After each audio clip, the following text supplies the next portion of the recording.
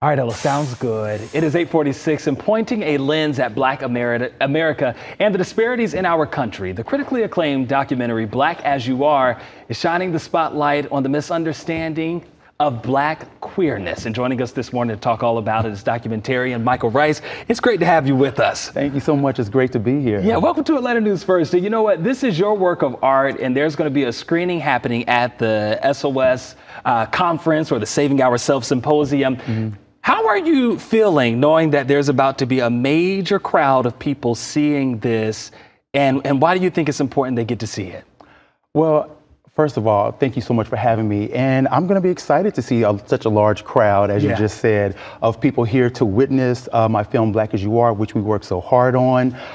Black as You Are is a documentary that explores the intersectional lives of Black queer people, fighting for their rights, not only within their families, but fighting for rights within the greater community. Mm-hmm. And so the film really sheds light and illuminates the story of Dominique Remy Fells, who's a Black trans woman whose death in 2020 helped reignite the Black Trans Lives Matter movement. So as a Black queer person myself, I just thought it was really poignant and really important to put that verbiage out there so people can understand the stories of Black queer people.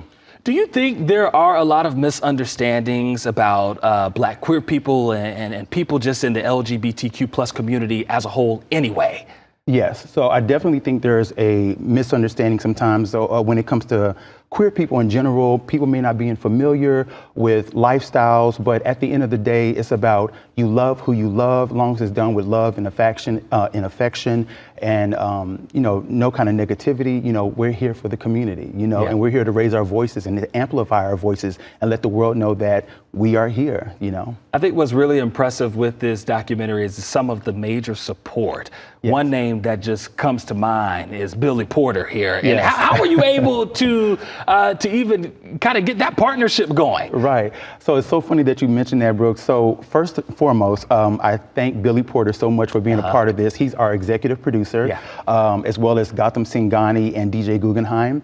And Billy Porter saw clips of the trailer online, and when I was trying to promote to finish the film, and he was so inspired by it. He was like, I want to help you finish it. I want to put my name on it. I want it to soar and go out there. So since Billy Porter has affiliated himself with the film, we have won over 20 awards, including the Frameline Award, the Outfest Award, and so many different awards that we've had throughout the past year of screening this film, not only domestically, but also internationally as well. I was going to say that it's important to note that this has now been shown in so many places. Yeah. So yes, Atlanta's getting its chance to see it up close and personal, Most but definitely. it's been around the world right now. What has been the response for you? Wow. So when we screened in London, Lisbon, we just finished winning 2 awards, the Pride Award in Florence, the Florence Queer Film Festival in Florence, Italy. And so it's been amazing.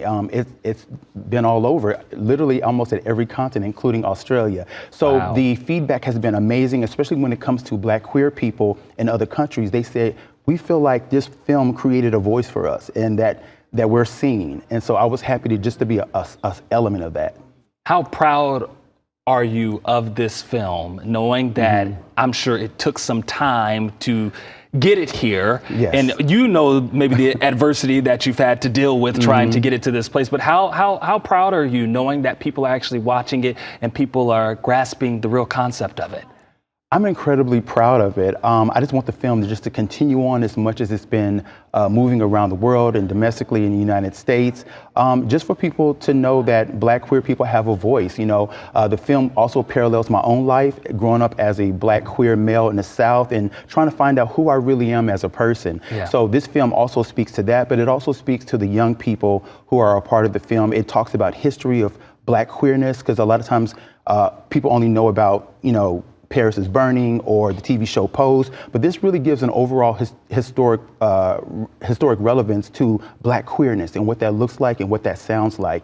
And so I'm hoping people can take away some really incredible information from this. I think people will. Michael Rice, always great to talk with you. And thanks so much for being I appreciate with us. it. We appreciate you. Thank you. And of course, we are wishing Michael so much success with this documentary, Black as You Are. And we're going to have this interview posted and how you can see it on the free Atlanta News First app. Just scan that QR code that you see here on your screen. Rick and